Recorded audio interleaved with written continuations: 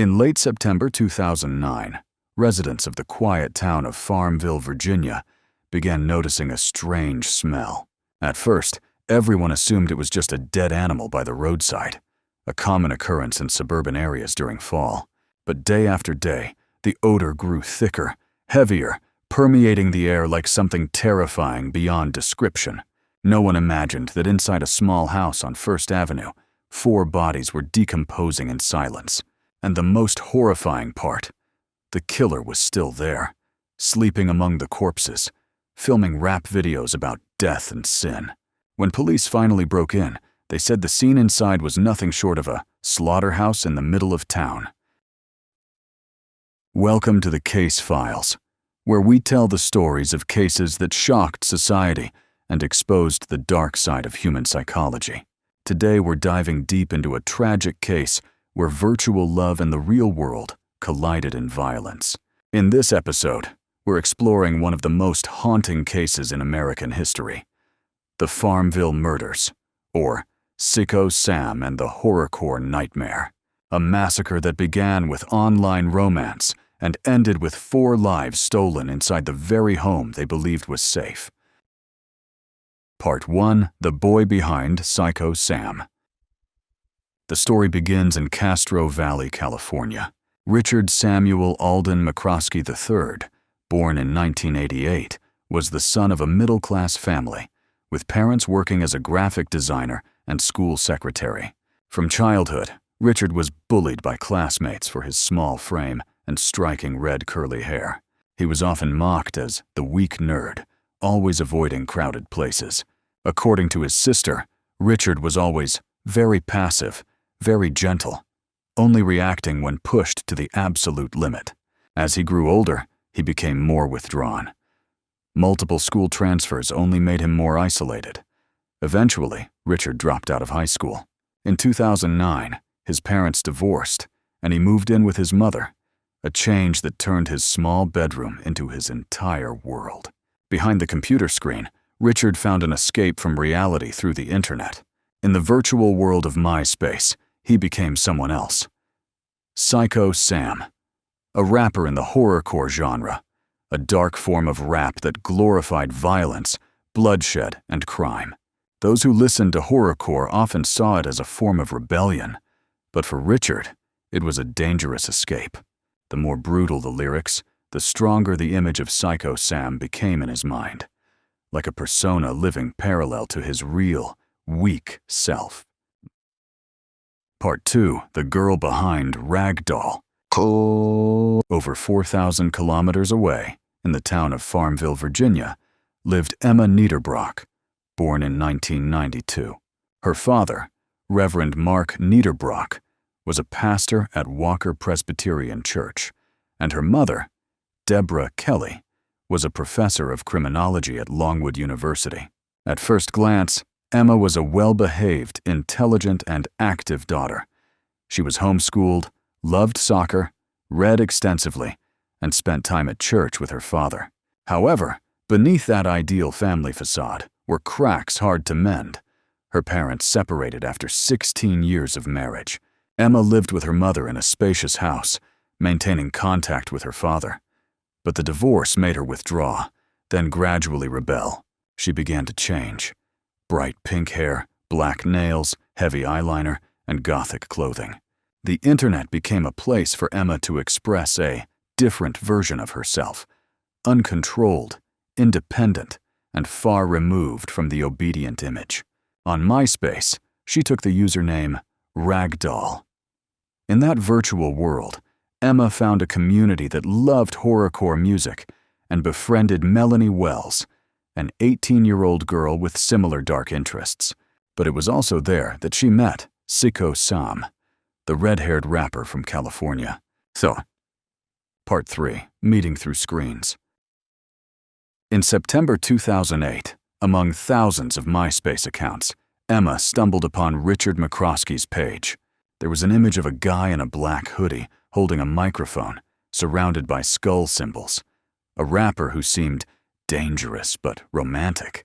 The two began messaging daily, then moved to phone calls lasting hours. For Richard, this was the first time someone listened, praised his music and emotions.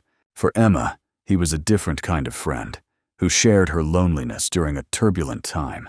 In Richard's imagination, Emma was his girlfriend, the only person who understood and accepted the dark side within him. He began dreaming of moving to Virginia, writing music for her, and believing this was true love. But behind those romantic messages, they were both just two lonely people using the virtual world to escape reality.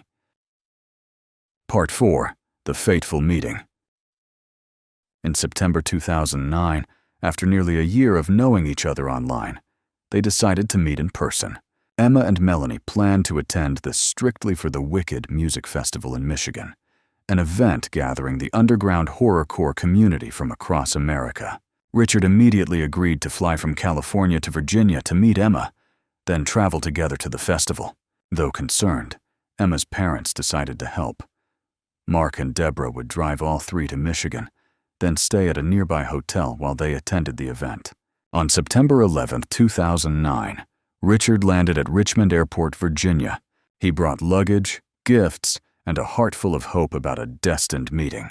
But from the moment Emma opened the door, that hope shattered. The person standing before her wasn't the mysterious, strong singer from MySpace photos, but a short, timid young man with messy red hair and a boyish face. Both his demeanor and voice were awkward, lacking confidence. Richard immediately noticed the disappointment in Emma's eyes, though she tried to be polite. The gap between fantasy and reality began widening by the minute. Part 5. The Tense Journey. On the morning of September 12th, 5 people got in the car and left Farmville for Michigan. Inside the vehicle, the atmosphere was suffocating. Pastor Mark drove. Deborah sat in the passenger seat, Emma and Melanie in the middle row, and Richard in the back, silent. Gone were the intimate online conversations, replaced only by prolonged silence. Emma wore headphones, avoiding interaction. Melanie protected her friend, while Mark and Deborah exchanged worried glances through the rearview mirror. Richard sat huddled, listening to horrorcore tracks through his earbuds. But this time, the violent melodies began fueling anger instead of providing release. The girl he once called his girlfriend now acted as if she was bearing a burden. From expectations of love, he shifted to feelings of humiliation. Part 6. The Horror Festival. When they arrived at Strictly for the Wicked in Southgate, Michigan, Richard still hoped this would be where Emma would see him differently. In the horrorcore world, he had a small reputation. Syko Sam wasn't nobody, but everything turned into a nightmare. Among hundreds of people dressed in gothic attire and covered in tattoos, Emma practically abandoned Richard. She laughed, mingled, took photos with other fans. He just stood watching from afar, silent, like an outsider. At one painful moment, Richard saw Emma laughing and talking with a strange guy. His heart nearly exploded. For him, it wasn't just jealousy, but betrayal from the only person he trusted. The shock at the festival turned all romantic illusions into humiliation, a type of hurt he didn't know how to handle. When Emma made it clear they were just friends, his entire world collapsed. Part 7. The Return and the Brewing Storm. On September 14th, they returned to Farmville after 9 hours of driving in silence. No one spoke to anyone. Mark and Deborah just hoped to get this young man to the airport soon and end this tense trip. But Richard had changed. Throughout the drive, he closed himself off with his headphones, staring blankly out the window. In his mind, images from the festival, Emma's smile, the contempt, kept replaying like a distorted track. When the car stopped in front of the house, none of them knew they were bringing a killer right into their home. That night, Farmville was eerily quiet. Inside, Richard lay on the sofa, staring at the ceiling, listening to the clock ticking in the late hours. His mind was gradually slipping beyond the boundaries of sanity. Part 8. The night of September 15th, when Syko Sam awakened. The night of the 14th, turning into the early morning of September 15th, 2009, the house on First Avenue was immersed in the familiar silence of a small town. But inside, Richard McCroskey's mind had traveled far from that peace. He lay on the makeshift bed in the living room, eyes wide open in the darkness, listening to horrorcore music trickling through his earbuds.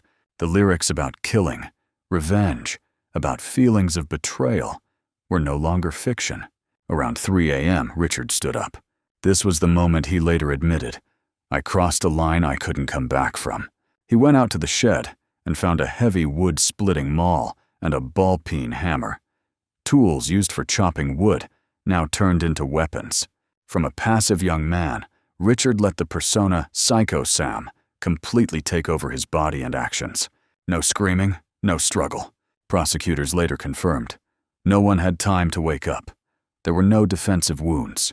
According to the investigation, Melanie Wells was the first to be attacked while sleeping on the sofa in the first-floor living room.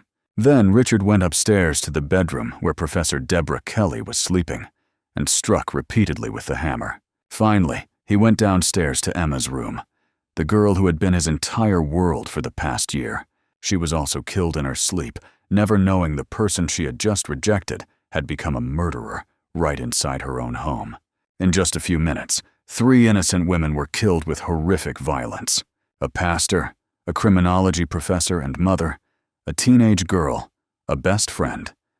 All their futures stopped in absolute silence. Part 9. Living with the corpses.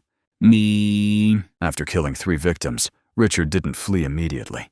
He stayed in that house for several days with their decomposing bodies.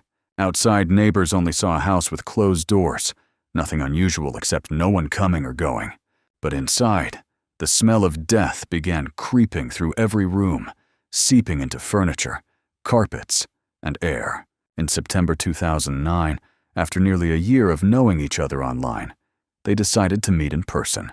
He used Emma's and Melanie's phones and computers, logging into their social media accounts to create the impression they were still alive. When Melanie's mother called from West Virginia, Richard answered calmly, lying that the girls were watching movies or out somewhere. Farmville police were asked to conduct a welfare check at least once. When they knocked, Richard stepped out, calm, giving reasonable answers that Melanie was watching movies. At that point, the smell of death wasn't too strong, and police had no legal grounds to break into the house. During those days, according to some sources, Richard used a digital camera to film himself, talking about how he knew he would have to pay and had thought about suicide. These weren't boastful rap clips anymore, but monologues from someone who knew he had destroyed 4 lives, and his own. Part 10. The Father Returns and the 4th Victim. On September 17, 2009, Pastor Mark Niederbrock drove to Deborah's house to check on things. He was worried because he couldn't contact his daughter Emma or Melanie for several days. When Mark entered the house, he had no idea that the 3 people he loved most had been killed days earlier. Inside was a young man he had tried to treat kindly, but who was now trying to hide a crime. Around 5 p.m., just as Mark entered the living room, Richard attacked from behind. According to case files, he was beaten to death with the same wood-splitting maul used on the 3 previous victims. Afterward, Richard dragged Mark's and Melanie's bodies into Emma's room, placing 3 bodies near each other, while Deborah's body remained upstairs. He tried to clean up blood in the living room area, but the smell of death in the house had become impossible to conceal. From that moment, the house wasn't just a crime scene anymore, but a makeshift tomb. Part 11. Truth Rises from the Stench. In West Virginia, Melanie's mother grew increasingly terrified at being unable to contact her daughter. The explanations over the phone began sounding absurd, repetitive, and hollow. She called Farmville police multiple times, desperately asking them to return to Deborah Kelly's house.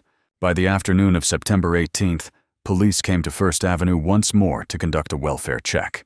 This time, no one answered the door, but there was something they couldn't ignore anymore. A heavy stench pouring from inside the house. Around 3 p.m., police had to force their way in. What hit them wasn't just a bloody scene, but the horrifying realization that this wasn't a single murder, but a systematic massacre. 3 bodies were found in the downstairs bedroom: Emma, Melanie, and Mark. Upstairs, they found Deborah's body. All died from severe head trauma, attacked with hammers and a maul. Repeated blows sufficient to kill instantly. A police specialist, brought in because of horrorcore-related symbols and imagery in the house, described the scene with just 2 words: Slaughterhouse. Immediately, the name Richard McCroskey became suspect number 1. Part 12. The killer sleeping in the airport. While police were busy securing the crime scene in Farmville, Richard had already left town. He stole Mark Niederbrock's 2000 Honda and drove toward Richmond. On the way, Richard was pulled over by traffic police for reckless driving. The deputy sheriff checked his documents and discovered he had no driver's license. But at that time, police didn't know about the massacre, so they only wrote a traffic violation and let him go. Later, that same officer said he had no reason to suspect anything more. During this time, according to some reports, Richard called a family member and mentioned he had killed people, but no one understood the severity. On September 19th, police tracked down the abandoned vehicle and flight information. They found Richard sleeping on a chair in the baggage claim area at Richmond International Airport, preparing to fly back to California. No shootout or dramatic chase. The man who had killed 4 people with a hammer simply raised his hands quietly when handcuffed, as if he was exhausted with his own choices. Part 13. Confession and Sentence. Initially, Richard refused to cooperate with police, remaining silent and not answering questions. However, the evidence was overwhelming. Fingerprints, blood, murder weapons, call logs, and messages, along with what he left on computers. Over time, he began confessing. Prosecutor James Ennis stated the primary motive was rage over his failed relationship with Emma, combined with feeling humiliated at the Horrorcore festival and messages that made him think she never saw him as a boyfriend. Richard was charged with 6 counts of capital murder under Virginia law for killing multiple people in a short time span. If brought to full trial, he could have faced the death penalty. On September 20th, 2010, to avoid execution, Richard pleaded guilty to 2 counts of capital murder, 2 counts of first-degree murder. The court sentenced him to 4 consecutive life sentences without possibility of parole. The victims' families supported this agreement, as they didn't want to prolong the pain through a death penalty trial. On sentencing day, some news reports described Richard as quite subdued, showing little emotion. No credible source confirmed he smiled faintly leaving court, so any additional dramatization should be avoided to respect the truth. As of now, Richard is serving his sentence at a maximum security prison in Virginia and will never walk free again. Part 14. A psyche pushed to the breaking point.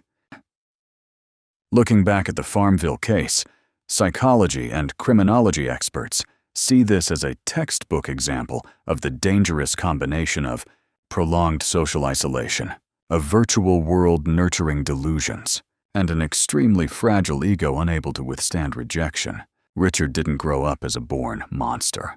He was a bullied boy who withdrew, then turned to the internet and horrorcore music as an escape. But instead of receiving psychological support, his negative emotions were wrapped in layers of online personas. Syko Sam became a wall between him and reality. As long as he stayed behind the screen, he was in control, noticed, a dangerous rapper. When forced to face real life and rejection, that wall crumbled, and he had no skills or inner strength to accept it. The combination of wounded self-esteem, belief that he was humiliated, plus the violent content saturating the music he consumed, caused violence to move from rap lyrics into action. But horrorcore music was only the backdrop, not the sole reason. At the core was a young person whose warning signs went unrecognized, who received no early intervention, and who didn't know how to process the pain of rejection. Part 15. The Price of Virtual Love in the Digital Age. The Farmville case shocked America not just because of its brutality, but because of how it started, from a MySpace relationship.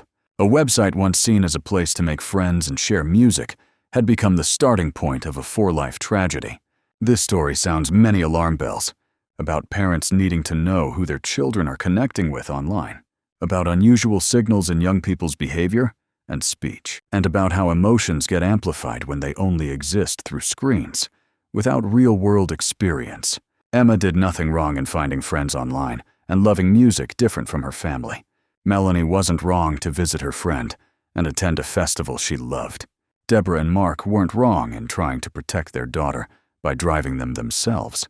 The mistake was this: no one could foresee the fragility and danger inside a young man who seemed like just a slightly awkward but harmless online boyfriend.